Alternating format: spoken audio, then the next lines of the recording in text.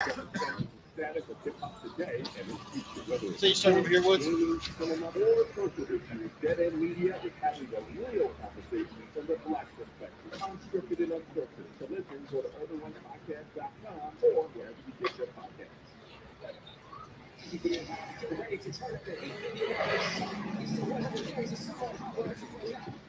You pan left a little bit.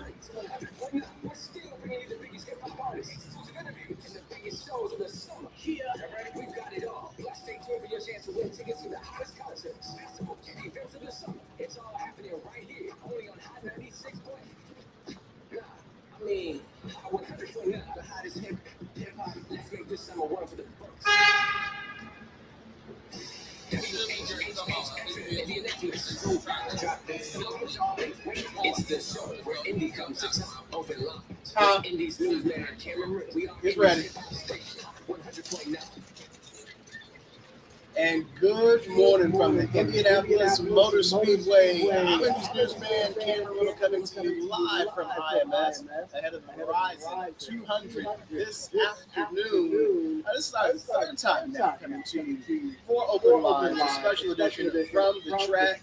We were here this time last year, earlier this year for the Indianapolis 500, and now we are back for the busy weekend. That has been 3 races so far. Today will be 4 races with Verizon 200 kicks off. And so today we're going to talk about some different ways that you can get in a career here at Indianapolis Motor Speedway. Different ways to get yourself inspired to come to the track to find a job. There's so many jobs here at the Indianapolis Motor Speedway that people don't even think about because they don't know about.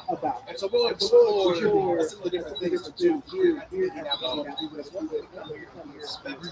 So if you haven't done that, today is the day to do that. It's a major difference from the Indianapolis 500. It may just with the amount of people that show up. It's 8 o'clock right now. At this time in May, this place has been packed and jumping. This race, the weekend is just spread out. And so usually when I come out of my house, I immediately hit traffic because I live on the west side. I come out of my subdivision, boom, there's traffic right there. Day, easy breathing, smooth sailing all the way here. And so that makes all the difference. People were like, it's a bit too big of a crowd for me to go test something out. Verizon 200 weekend, this week with the Grand Prix, Pennzoil 150. This is the type of weekend to get your feet wet as either a spectator or just trying to find out, what happens at the track to put these events on. One person that can tell us about all of that is James Davis. He's joining us here live on our set. He is the event operations manager.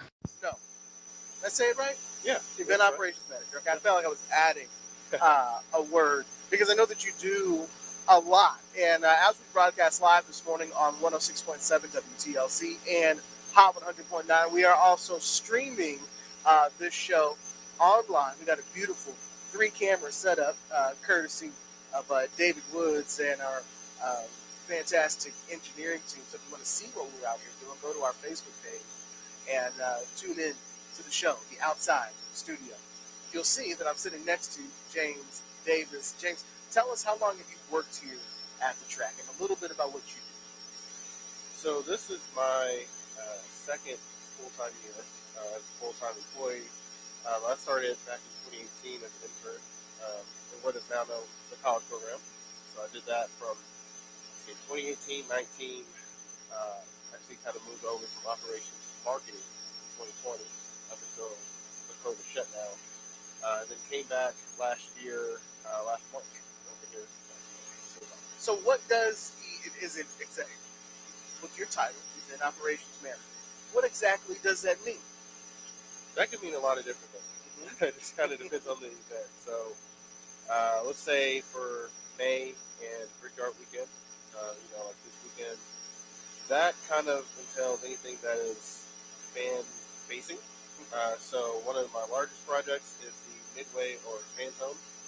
So it's where you can go and pick up different samples from vendors, buy merchandise, all that area. That is something I manage, the layout, coming, where they go, that entire process. This weekend we have what we call the brick walk. So for each race, all the drivers that are competing in that race will walk down the bricks right here in the Pagoda Plaza. Okay. Get an opportunity to get photos, autographs, just kind of, it's a really cool part of the weekend where you get to see those drivers up close. That's not something you get to see all the time. So you started here as an intern, and now you've worked your way up to an operations manager position. What first inspired you to even think about being an intern at IMS? Well, I've been coming here since I was a little kid. Okay. This is one of my favorite places in the world. I've been a huge race fan since I was 3 or 4 years old. But I actually found out about the college program from the Facebook post. Okay. I think I was a sophomore in college at the time, and I just happened to see it on Facebook and applied, and never really gave it any thought that I could actually work with it. I always loved coming here as a fan, but the college program kind of opened the door, gave me the experience I needed.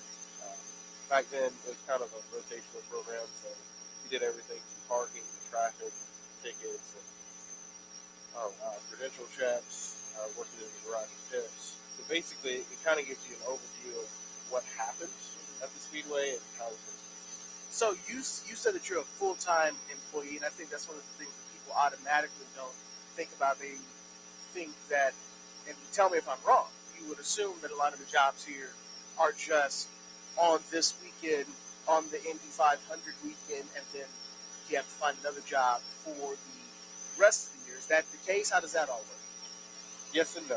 So when you look at our parent company, Speedway Entertainment, that includes the Indianapolis Motor Speedway, the IndyCar Series, the series that races in the Indy 500, and then we also have IMS Productions. So we have our own production company, and those are the people that are actually doing the production work to put it on TV. Okay. Providing the people and the equipment for that. So between those 3 different companies, we have about 220 to 230 full-time employees. But during large events, wow, that's a lot. Yeah, that's a lot. Yeah, between the 3, about 200 employees. During the Indy 500, we go to a lot of seasonal staff. So as you look around here, food vendors, a lot of those are temporary staff hired just for that event. Safety patrol, or yellow shirts, as they're called. Those are all seasonal employees. So those people work, all the major events, and then some of the small events. So let's look at some of these guys just from where we're out here right now. There's a group of guys that have got IndyCar shirts on. They are unloading or loading an IndyCar. Those are some of the people you might see. What do they do? Who do they work for? So those guys actually work for the Indy Racing Experience. Okay. So they actually provide the 2-seater. So you can actually take a 2-seater ride in an actual Indy car. Okay. That's just been modified to have a second seat, so you can ride along with the driver. And then they also provide show car units. So you probably in a given year have 7 to 8 different IndyCar show cars with different laps on them, and a lot of times we can customize them for the specific event. So do these gentlemen, do they actually work here at the track, or do they travel all over for working for IndyCar? So they work for a separate company, okay, but they're very closely aligned. So they go to actually every IndyCar race. Okay, so they travel all around. So it's this is what I'm talking about. All these different jobs and opportunities of different things to do that I have no idea how you get involved with that. I guess if you were looking for a job, I would assume the first place to start would be to go to the website, right? Yeah. IMS.com. Just go down to the bottom of the page. You'll see careers down there. We are pretty much always hiring for something. Okay. And I do like to say that just kind of imagine, the Indianapolis Motor Speedway or IndyCar kind of as like the Colts.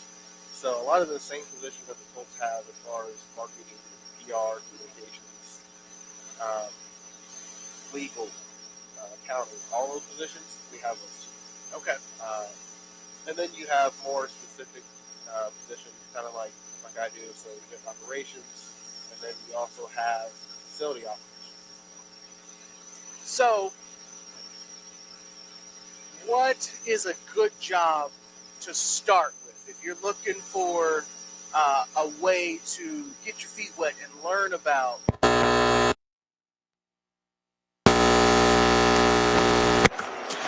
Well, I think it kind of depends on your interests. If you want to be someone that is, if you're interested in sales, Mhm. we do have sales internships. Okay. A good way to start with that is honestly the ticket office. The ticket Okay. office hires a lot of seasonal help, and they also have interns as well. But that kind of gives you that first experience of, okay, do I actually like sales? Do I enjoy this? And is this something I could see myself doing every day? So the ticket and sales. What about being a yellow shirt? So, yes, you can actually apply to be a yellow shirt. You just have to be 18. Okay. So that is a requirement here, just because of the nature of what we do here, and it is pretty dangerous, race Mhm. cars. So Mhm. you do have to be 18, but applications for that typically go out in the fall. I Okay. would say October. Same for internships. Okay. So how well do you know, as the event operations manager, how well do you know this facility? Like physically. Probably like the back of my hand. Okay. Yeah. And how do you learn that? Is it just by being here, by doing the events? I mean, I know that there's places here that I've never even been to. Just explore. Just explore. Coming here as a fan, I knew a lot of the major spaces, the obvious things that you see. Mhm. But once I started, I just went exploring. Driving around, walking around. Hey, I've never been in this door before. What's behind this? Mhm. Kind of figuring that out. Okay. Within the oval, you're probably looking at 600 acres alone. And then you add the outside lots, Mhm. we're right around 1,000 acres total. So any ideas whether a bus just pulled up? Any idea what this group of people might be? Yeah, so these people are actually with Team Penske. Okay. So we've got a few different things happening this morning.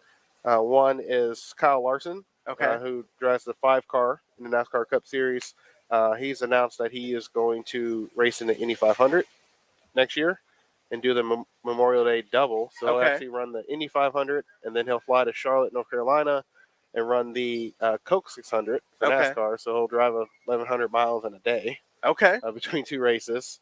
So I believe the folks that just got off the bus are part of that announcement. So let's talk about the fundamental difference between IndyCar and NASCAR. Because in this weekend alone, there's been 4 different races. There was a race on Friday, 2 races yesterday, and then a race today. What is the difference? The main difference is that, let's say a stock car for NASCAR, that has evolved over time from literally being a stock car. Okay. So back, NASCAR was formed in 1948. This is actually their 75th anniversary season. Initially, when it was started, to be a part of NASCAR, you literally had to have a stock car. Okay. People were going to either junkyards and fixing cars to race, or they were buying them off the showroom floor. And to be clear, a stock car, describe how that looks different from an Indy car. Basically, a stock car looks like your daily driver. It's a coupe. So Chevy has the Chevy Camaro, Ford, they drive Mustangs. It's just modified. The front end looks like a Mustang, the rear end looks like a Mustang. Only difference is that basically the inside is kind of hollow because of the roll cage, and there's no actual headlights or tail lights. They're stickers. Yeah. And the driver goes in through the window instead of opening the door. Now, here's a question I've always wondered. Why do they look like Mustangs out of all cars?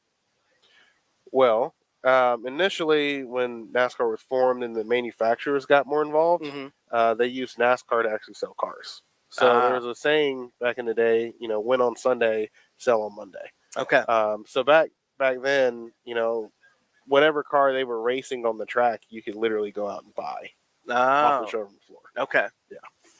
But now isn't it all kind of one car though now? Yeah. So this is the second season of the NASCAR Cup Series 7th generation car.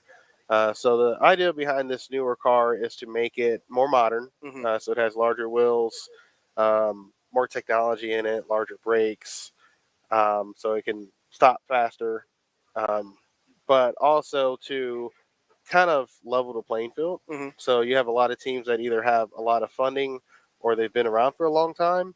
And before, when you were able to engineer the entire car, Mhm. it kind of made the field less competitive. Okay. So the smaller teams with smaller budgets now have more of an equal opportunity, even though there is still a difference. So that's a NASCAR, and what's the average speed? What's the top speed of a NASCAR? Depends on the track.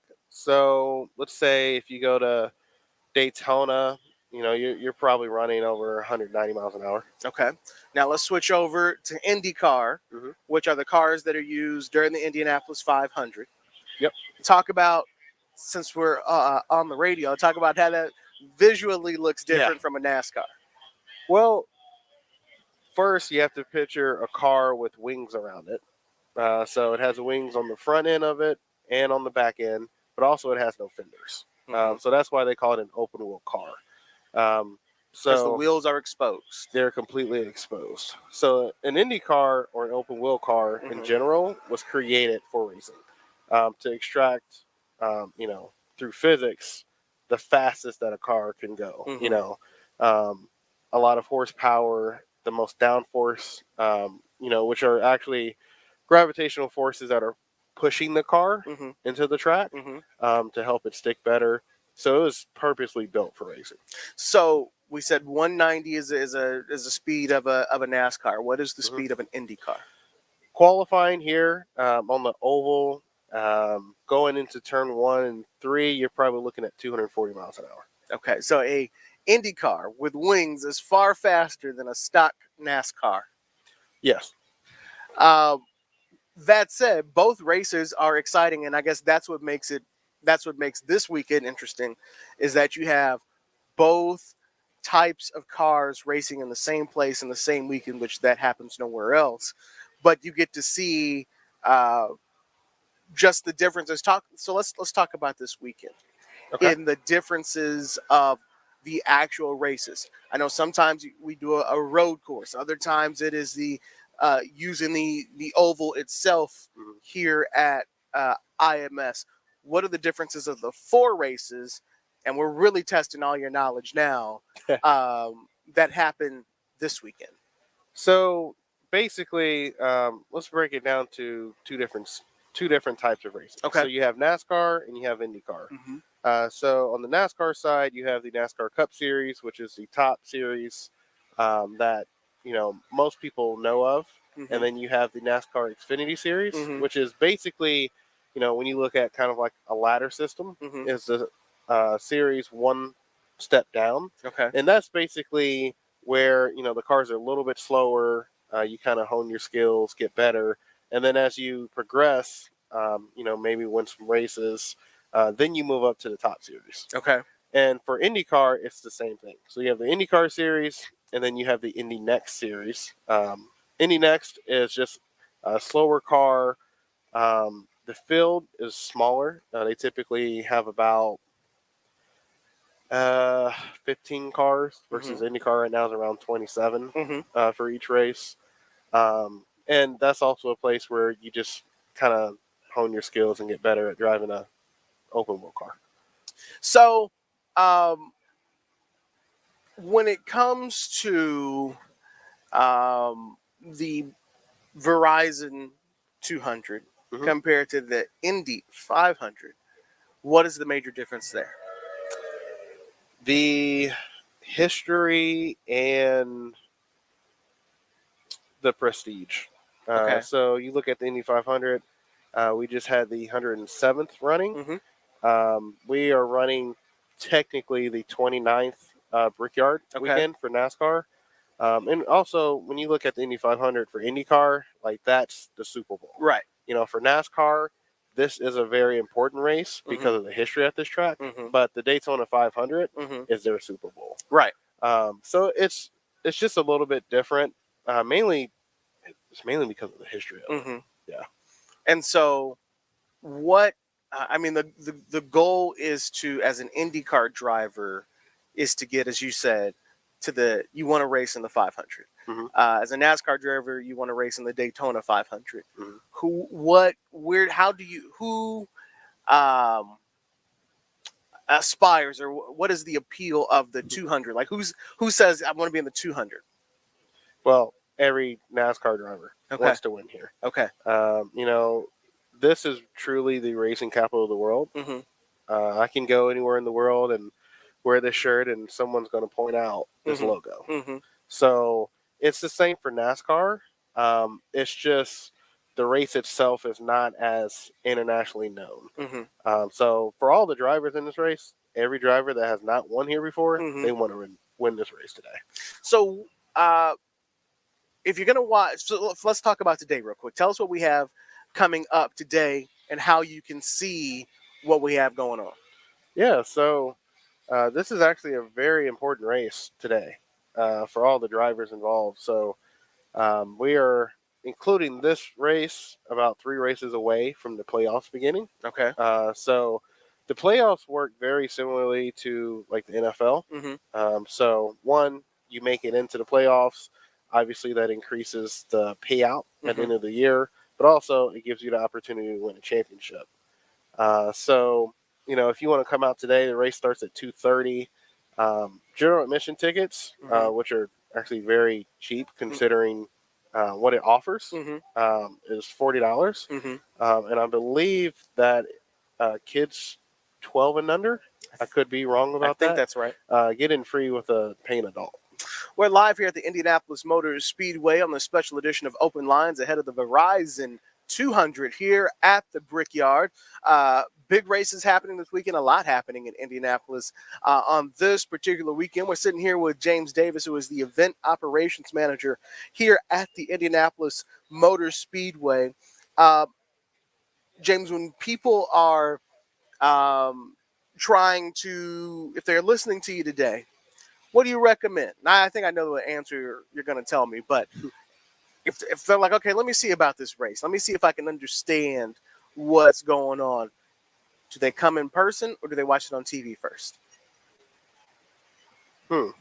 That is a good question. Well, I think the experience is always better in person. Mm-hmm.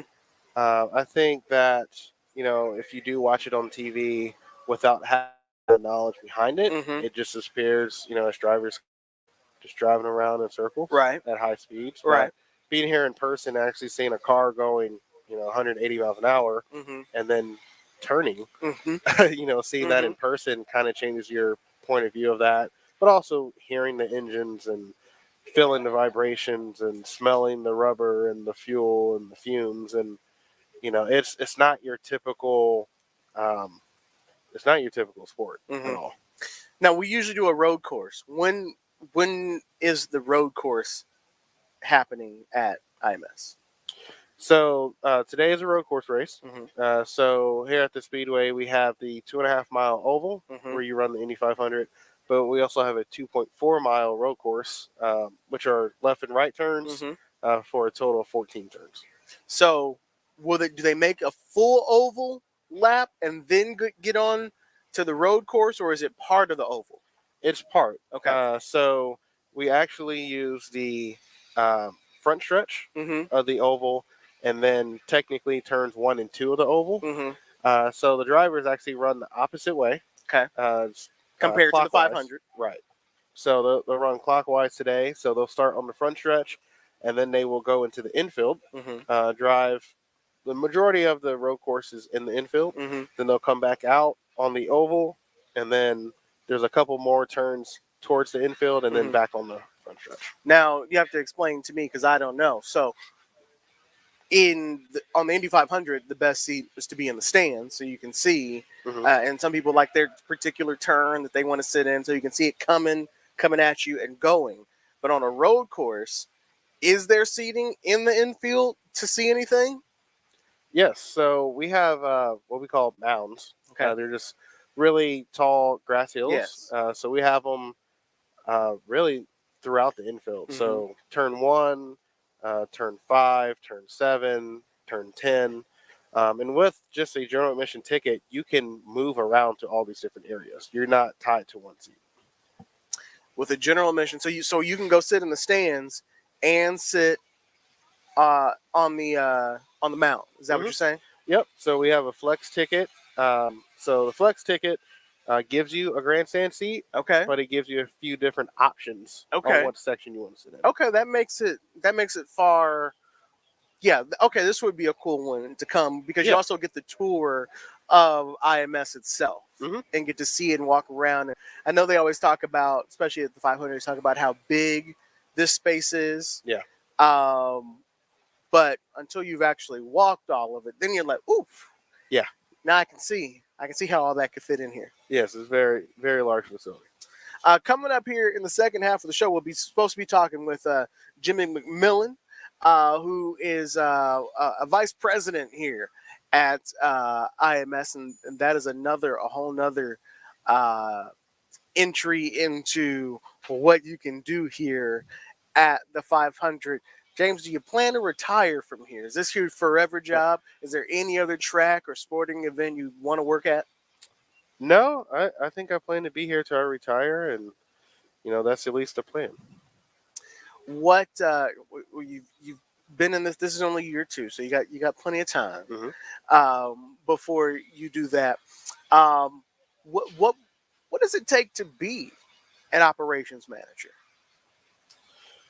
Well, I would say that um, critical thinking Mm-hmm. is really important, and trying to think ahead. Mm-hmm. So when you're looking at the operations of an event, you kind of have to think about the things that no one else thinks of. Mm-hmm. So let's say if I'm a fan and I'm coming here today for the first time, okay, where am I going to park? Mm-hmm. How am I going to get from where I'm parking to my seat? Or, where can I go to the bathroom? Where can I get food? Um, by the way, you can also bring your own food in. Mm-hmm. I do want to mention that. So it's Mhm. very cost effective, Mhm. especially for, our larger families out there. And that is another, you can tailgate, you can do all these different things here at the 500 that you can't do at any other sporting event. Mhm. And that's what makes a huge difference. Yeah, I think, this Speedway in particular, we're very family oriented. So, we want you to be here, but we don't want to force you to spend a lot of money. All right. James Davis, operation manager here at Indianapolis Motor Speedway. Brandon and Chase, give us a little music as we get ready to head out for a commercial break. Brandon will combine it all, do one big break. And when we come back here live from the Indianapolis Motor Speedway, we'll be talking with Jimmy McMillan ahead of the Verizon 200. This is Open Lines live on 106.7 WTLC and Hot 100.9.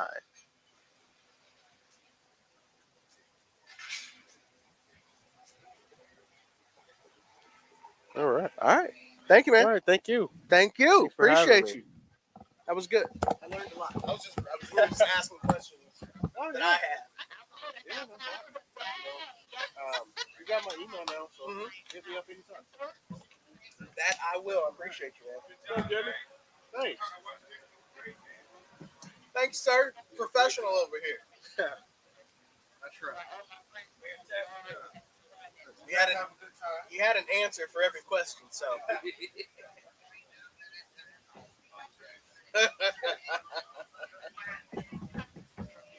Oh.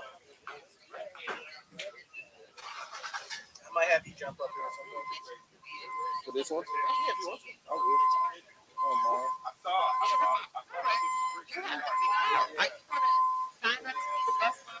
Just so you don't feel like you wasted your time. I know I did. You got started, so my time. Okay. How'd it look?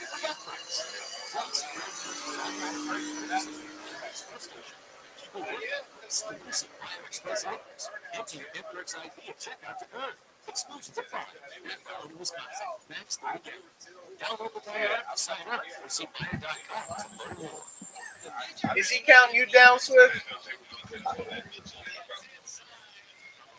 Jimmy, how you doing, man? Good to see you. Every time I see you, baby.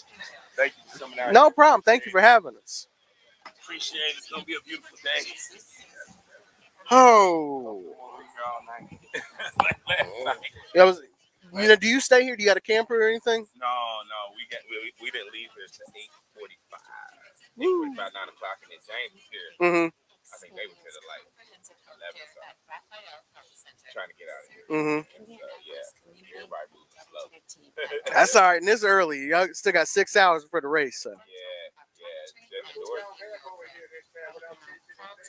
Right. Yes, because we had to get you last time to go get him. So because the gates haven't opened yet.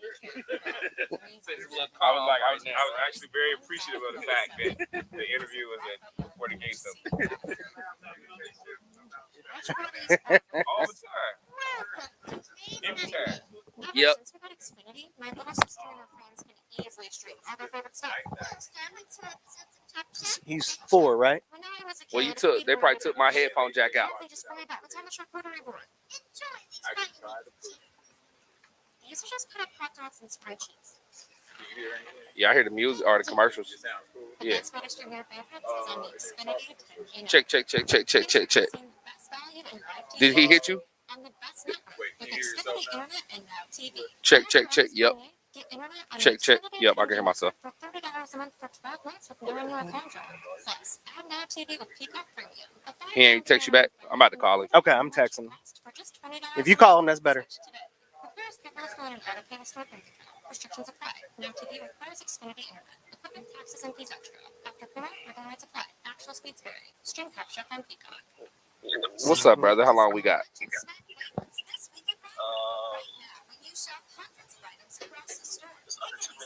Under 2 minutes. Okay, cool. Dang, I should really take more pictures.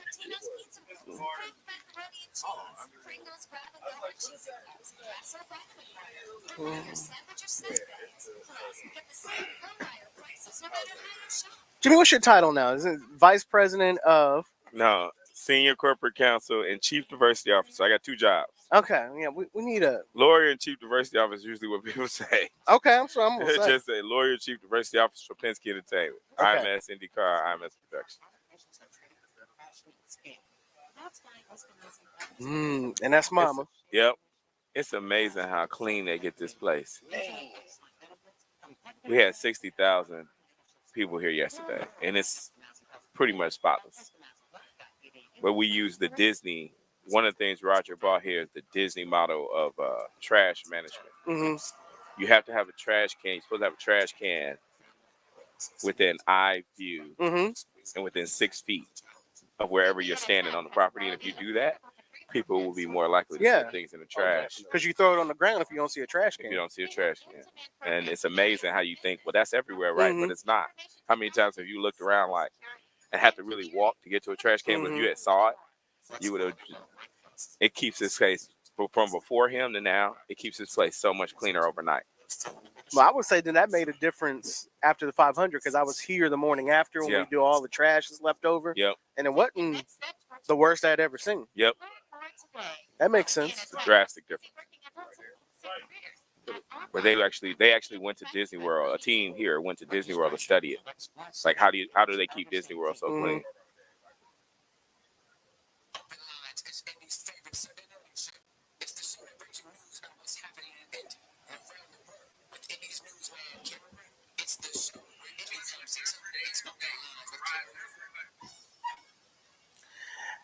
And we're back live at the Indianapolis Motor Speedway for this special edition of Open Lines on 106.7 WTLC and Hot 100.9. We're outside of the pagoda on this beautiful morning ahead of the Verizon 200. A busy weekend here in Indianapolis, a busy weekend here at IMS this weekend. 4 different races being run. one more to go today with NASCAR drivers on the open road course, as well as part of the oval, as we learned from talking to James Davis in our first half hour of the show. So if you want to come out today, you still have plenty of time because the race doesn't even start until 2:30. This is a good weekend to come learn about the Indy 500, to learn about the Verizon 200, to learn about all the different races that happen in between both of those, because as James explored with us, there's so much that happens between May and here that this is it is a 24/7 operation between the productions, between just all of the number of things that happen here at the track, as he talked about. So we were here in May. We're now here in August for the big weekend. I'm joined now by Jimmy McMillan, who is the lawyer and chief diversity officer for Penske Entertainment and IMS. Also joined by our friend here at the radio station, B Swift, who was up early. Were you at the club last night? No, I went to bed. Oh, you're aging, Swift. Well, I still didn't go to sleep till 1:30 in the morning, but I didn't go to the club. I remember many a Sunday coming in when you were just going home. Listen, only in May and now at this time is the only time I skip the club. Only for Jimmy. And we're glad to have Jimmy to learn about all the different things that happen here at the track. I want to recap real quick. Last time we talked to you was that ahead of the 500, just an hour or two before. How did attendance turn out to be? I never heard. 320,000 fans. Sheesh. 320,000 people were here that day. And was that, I know we were at the time you were talking about that was about to break a record or breaking a record. That is one of our largest attendance on record. Obviously, 2016, 100th running, we had 420,000 people. So that is the record. Amazing event. If you missed out, you don't want to miss out. I say this every year. If you missed out this year, you don't want to miss out next year. The entire month of May, best May I've ever had. The weather, the events, the attendance, record attendance, qualifications weekends, records attendance during the GP. It was just beautiful out here the entire month. If you were here, it was fantastic. And the race was great. We had an exciting finish to the race with Joseph Newgarden passing Marcus Ericsson on the last lap. We had some pseudo exciting stuff for a lawyer as a tire went over the top of the fence, and we ended up buying Miss Matthews a new car, which she's very happy about and grateful for. But thankfully, no one was seriously hurt and no one was seriously injured, and everyone had a great time. And it's just one of the things you love about working at this place. It's really, really special. And this weekend, Brickyard Weekend, has just been the same. Even with the rain, people say, well, you don't want it to rain. But yesterday, you guys who were here know people were actually begging for it to rain. People were, I don't know if you could comprehend. People begged for it to rain so that they could see the cars compete in rain and then have to make the decision on whether to go from wet to dry tires and who would do it first. And we watched cars come from the back all the way to the front of the field. I mean, both races were exciting. And to see our people learn the sport and now figure out what they're looking at and what they're watching and get into it and leaning into you and telling you what's going on. And I'm like, okay, we getting there. We came here last year for the Brickyard Weekend. So this time, but I think it wasn't in July last year. Yes, it moved. Okay. Then we said we would come back for the 500, and we did. And I would say in between that last July and this past May, I did see more people of color, more Black people, more Hispanics than any of the other times that I had ever been out here. I know that's been a goal for you. It's a goal for all of Penske Entertainment. It's a goal for Roger, Mark, Miles, Doug Bowles, our entire team. And that's because our team is starting to reflect our community. We all want our friends and family, the people we've grown up with, the people in our community to be here, particularly kids and children, as I'm committed to. On Friday, we had 550 kids here from Arsenal Tech, Purdue Polytechnic, Providence Crystal Ray, Rooted Schools, 550 kids that we talked to about career programming. Thanks to Team Penske and Advanced Auto Parts, we were able to do some really structured programming and take these kids around and show them not only the track and the fun of racing, but that you can have a great career in a number of areas here. I talk about it all the time and every year, and I'm going to keep talking about it. Marketing, HR, logistics. You had James on. These are people who are running the track. People of color, people that look like you, who are in command. Brian Mahone, security. Second in command of security is Brian Mahone. He's African American. DEI and legal, the lawyer for the track. We're in key positions. We're on the executive team. We're on the board of directors. And I want our kids and our children to see the billion-dollar industry this is and know that this is for you. And so we have businesses out here. Yesterday, we had the Indianapolis Black Professionals Network in a suite, Indiana Black Expo in a suite, Simon Youth Foundation out here. The people that you know are at the track. And that's why you should come out to be at the track, because it's not just fun. It's where business is conducted. I have a question. You said when you as a lawyer that when the tire went over, that was interesting. Did you get the Jimmy, we need you over here ASAP? I actually was standing in the snake pit, and if anybody's familiar with the snake pit, there's flames going off. It's electronic dance music concert of just unbelievable proportions. And I'm watching on the screen as the tire, I literally saw it as it flew over, and I said, uh-oh, that's bad. And I jumped on my golf cart, and I felt like I got there right as the tire hit the car. But it landed on the outside of turn 2, and thankfully no one was hurt. Those tires and parts are actually tethered to the car. There's lines that are supposed to hold the parts of the car to keep them from flying off, and one of those tethers broke. And we're just really thankful, that Robin wasn't hurt, that nobody else was hurt, and it was just a car. And to see Roger step up right away and our team and say, look, we're going to make it right with Robin, make sure that she has a wonderful car that's branded with the Indianapolis Motor Speedway. So that turned out okay. So in between last year and this year, one of your goals was obviously to get more Black people out here, more Hispanic people. Robin, obviously, one of them.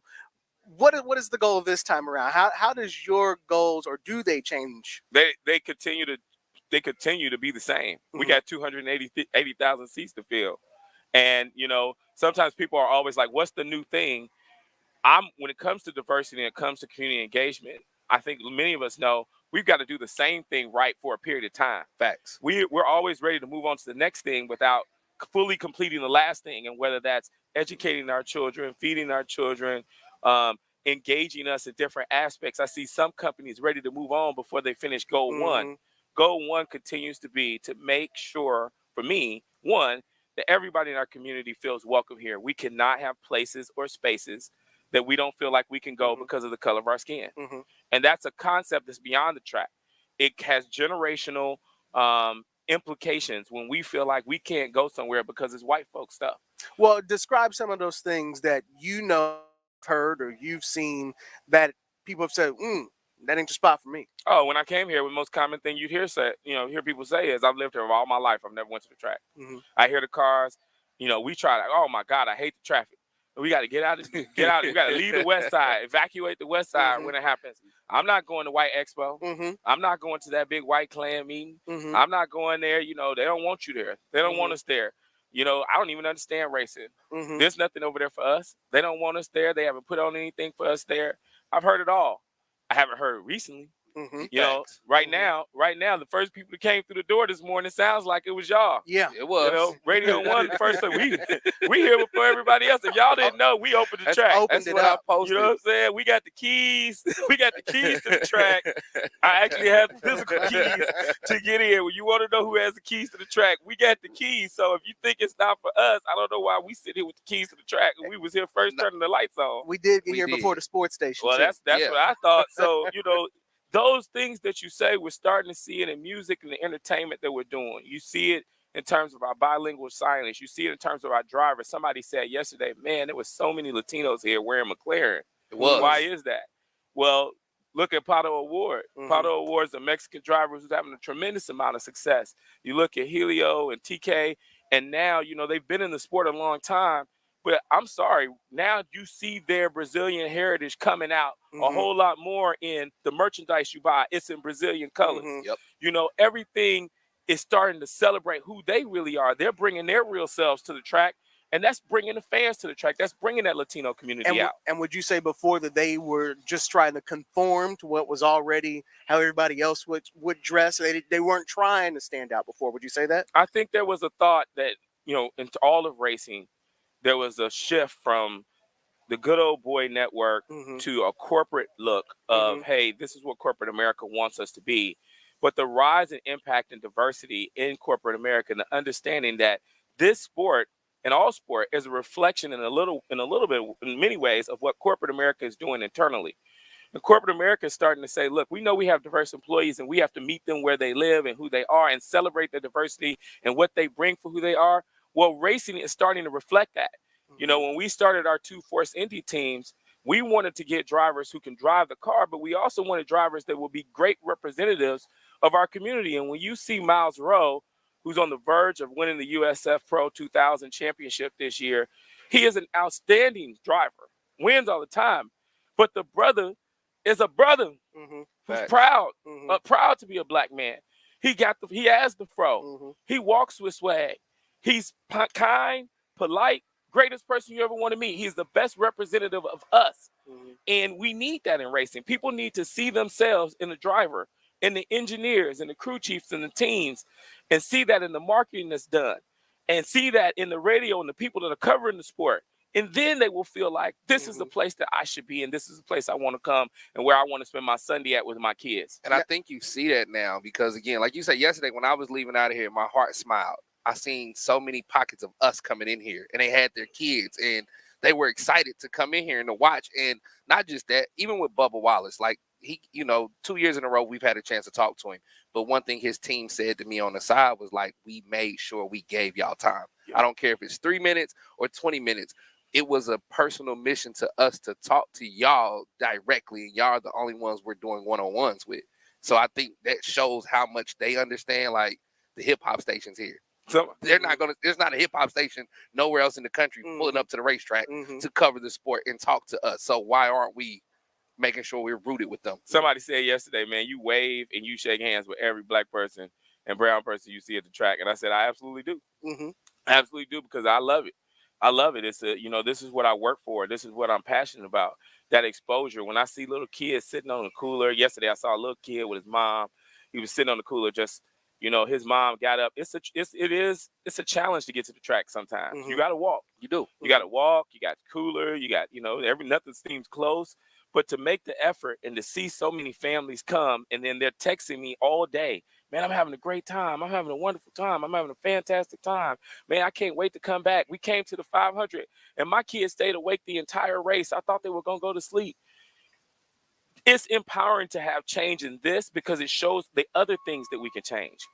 If we can take this place, and those who are old school Indianapolis 20, 30, 40 years ago know how people felt about coming to the race, and make it into what we saw yesterday and what we see at the 500, where if we could do that here, imagine the other places and spaces where we don't go and we don't think we're good at.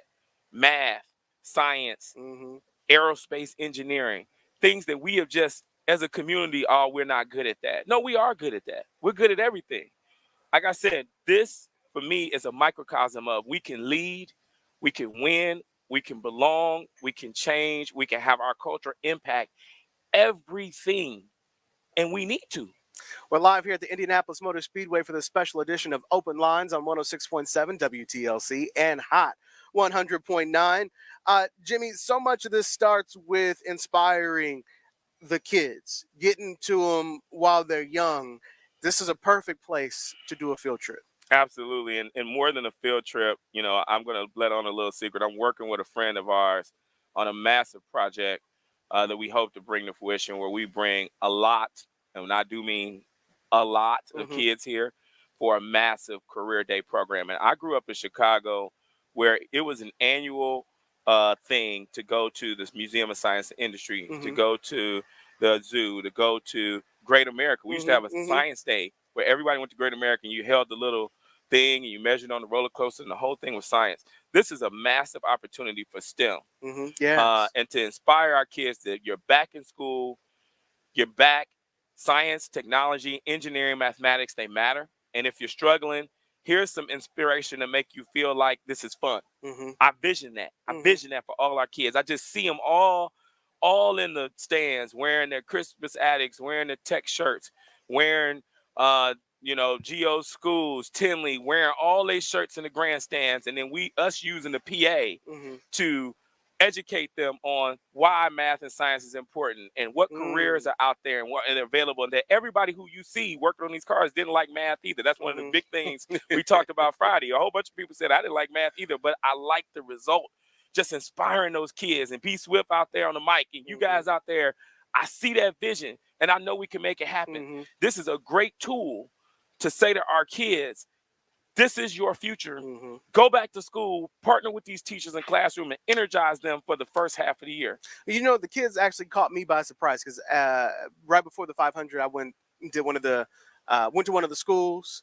I was there with McLaren and Pato, and we, you build the race car, and they race the drivers, and they were sixth graders. So I was like, are they going to be into this? Not knowing what their reaction would be, but actually they loved every second of it. Community Day is amazing. Yeah. The Community Day piece is amazing. And I was surprised that they weren't too cool for it, just like you said, but they're using their math and they're using physics and inertia and momentum just to get this stuff across the room to win.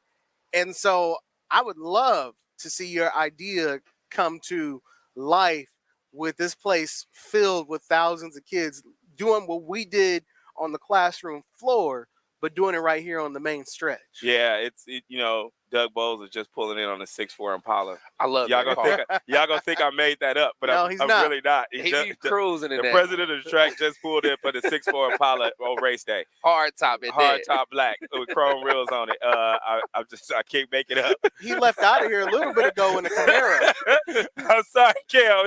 No. I think some of our viewers would want to know that the president of the track just pulled up in the 6'4" Impala. Oh, chrome wheels, hard top, black. Like maybe he'll come over here. I think he's gonna get out. But. Yeah.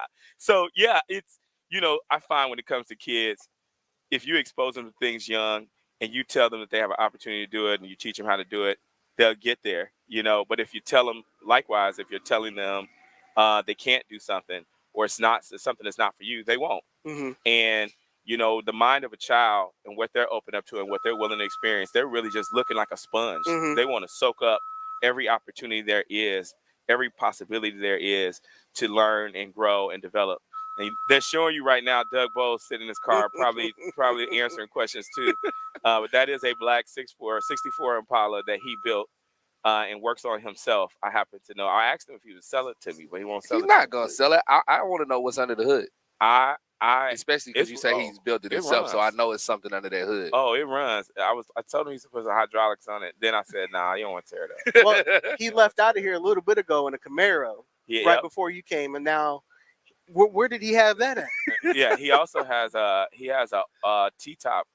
No, he has a Camaro T-top. He's got a couple of nice cars. Doug has a little collection. We all got a little something. I got a 2010 Camaro SS with like only 20,000 miles on it. The thing about Doug is you have to remember Doug is a race car driver. So when the president of the track calls you in the morning and says, hey, man, Jimmy, I want you to take some track laps. I'm thinking about a concept, to come out here about maybe we could do some street racing out here at the track. So this happened a couple of years ago. So he said, bring your bike out. We might do some drag racing on home and drive. We were thinking about a Fast and the Furious type complex. Oh, that'd be dope. Right? With the whole party scene in the background and everything. So come out here. I'm following him around on the bike. We going hard. So then Doug's like, well, get in the car. We got one of the Camaros.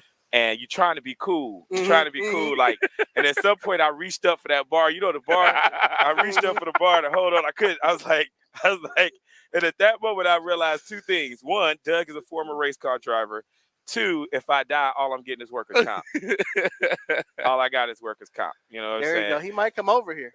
So, Mike might persuade him to come over here. He's trying. Mike is pretty persuasive. Mike is pretty persuasive. He gonna take a picture of him. Oh yeah, he gonna get it real clean. He gonna get his picture. Now that idea you just talked about, was that worth thinking about or are thinking about? Can I bring my 87 Monte Carlo out here? We're thinking about, there's some special challenges, putting my legal hat on. There's some special challenges about inviting the whole community in to do drag racing at the track. Number one of which being, this place is different, and I think James talked about it on the previous segment. There are places like Lucas Oil where you have one Wednesday run what you brung. There are places like Putnam where you could go out and run a car and a bike on the track, take your own equipment.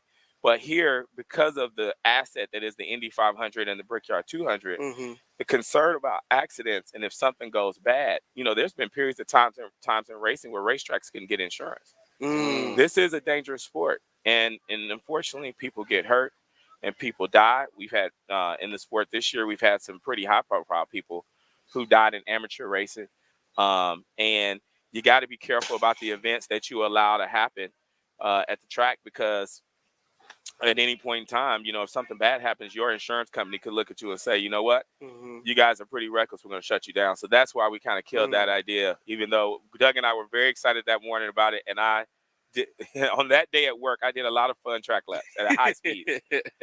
I'm going to still hold out hope that at some point that's something that done.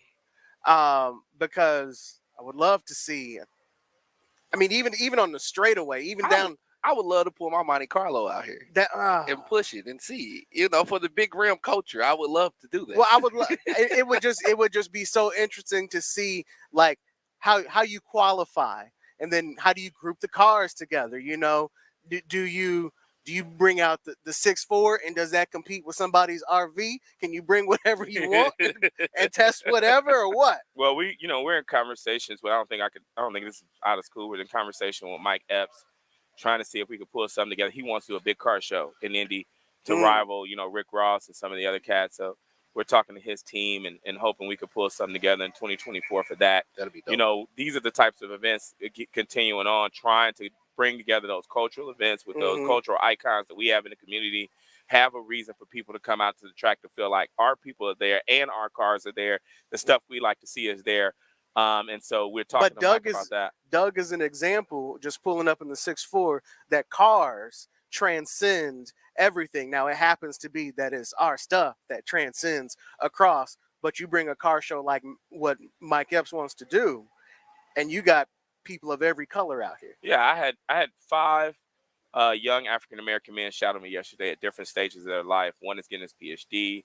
One was about to go to college. One has graduated from college. One is in high school. 5 African-American men who spent the entire day with me. And they were just car junkies all day. All day. They were just every car, talking about it in different stages, all their passions, taking pictures. Some of them knew the driver. Some of them were explaining what was going on. And just that shared education about cars and that love of cars. We forget what it was like to lean over the hood of a car with your grandfather or your uncle when he was, cigarette hanging out the side of his mouth.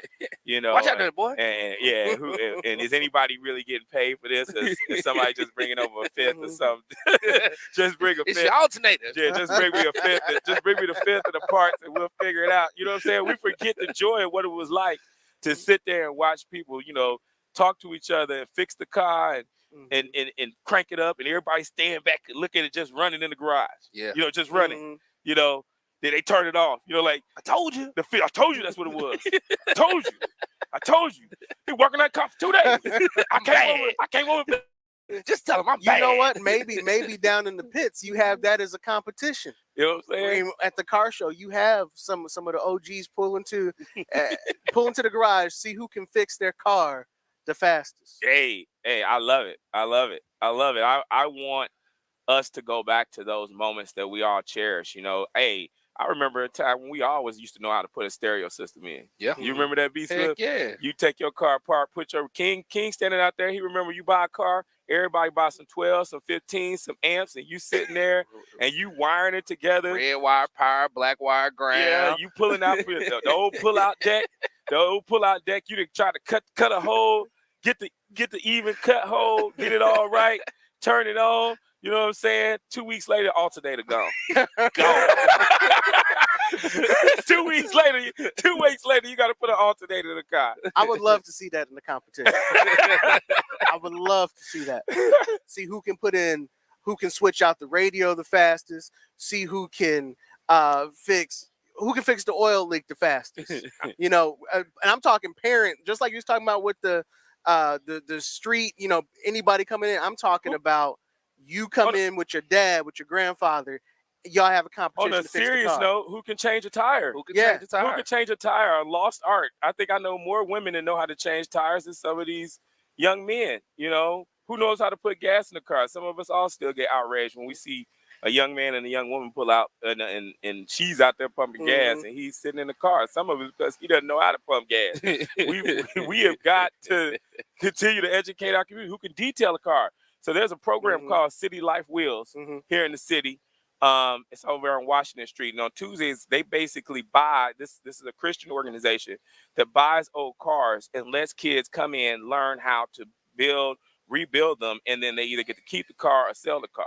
And it's for high school kids, and it's every Tuesday. Oh, that's dope. It also provides a way for you to get your certification to work on cars in like a period of 6 months, 6 to 8 months. So they do the training program.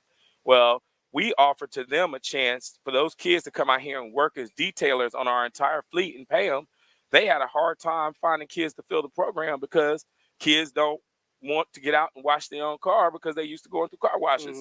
And so the idea of going out there and waxing your car and washing your car and taking the time to make it shine, some of that's a lost art. But which is crazy. That was my very first job. I worked at the car wash. A lot of us, that was a thing of pride. In the morning, you didn't go somewhere with your car dirty. You woke up in the morning, you constantly had a little towel, a little rag, wiping, waxing, trying to keep it clean. And that's a trade that I could tell you as a side hustle, you always gonna make money. You think Mike's and everybody, no. Some people still want that special touch on their car.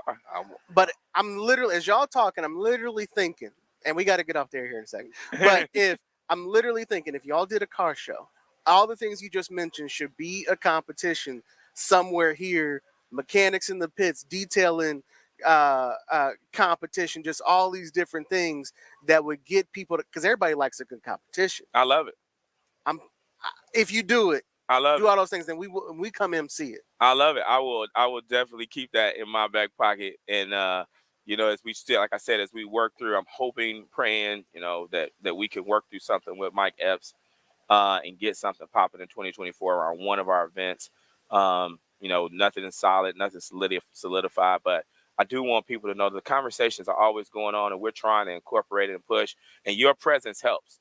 You coming out matters. It really does, because the more you're here and the more you're commenting on our social and the more you're being a voice behind. Don't let my voice and Swift's voice and Cam's voice, you voice your opinion. You go on our social.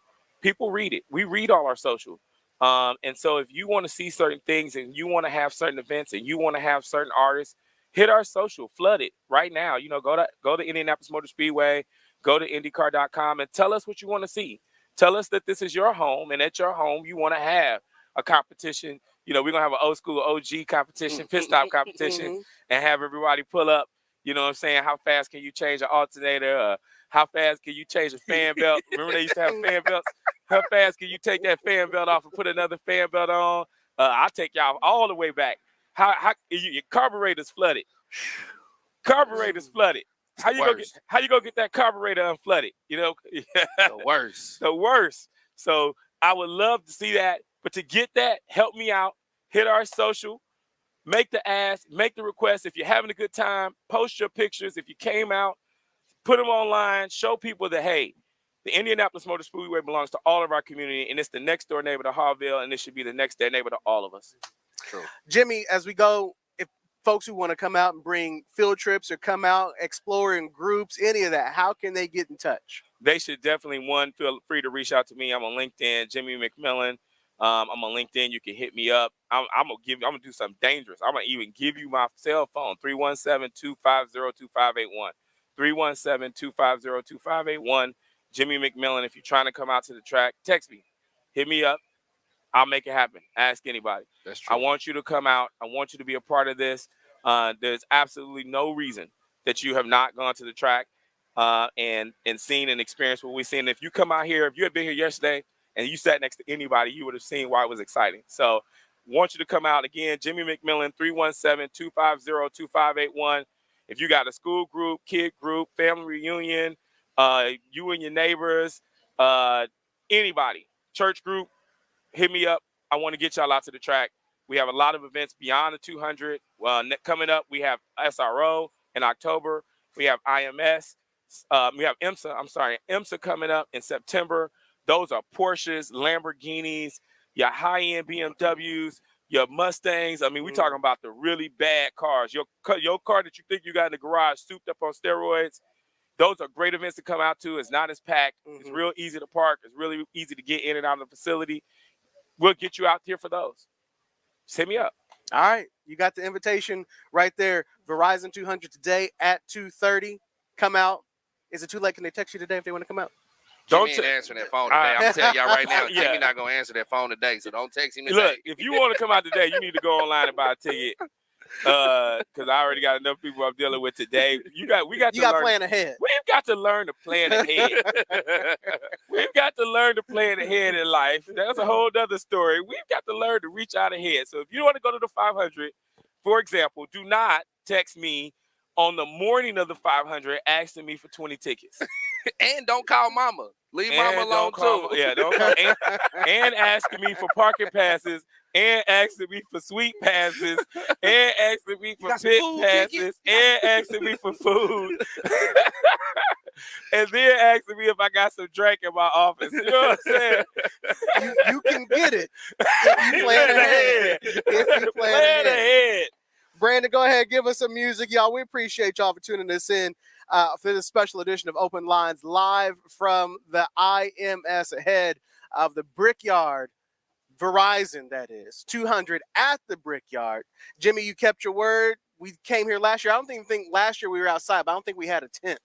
Yeah, we wasn't this comfortable. Shout out to John, Nick, and David and the entire crew. We appreciate y'all. Y'all made us real comfortable this year. We've come up. We've come up. Now I have my list of demands for next year. Hey, and then what they're not telling you is this is a great space. I'm just going to say in the most politic way as possible, this is a great space to be in on race day. It is. There's a lot to see. All right. There is. We'll leave it right there, and we'll be back on the next edition of Open Lines Live at the Track. Coming up on Hot is Brandon holding you down for the morning. It's me. Oh, you're I'm live? next. Yeah, You're I'm next. from here? I'm here from 9 to noon. I'm here. Okay, you just heard it. Coming up here on Hot is Swift from 9 to noon. Sorry, Brandon. Coming up on WTLC is the Hour of Power with Al Sharpton. We're back same time, same stations next Sunday live at 8. I'm Indy's Newsman. I'll see you tomorrow morning on Fox 59 starting at 4 a.m. Bye.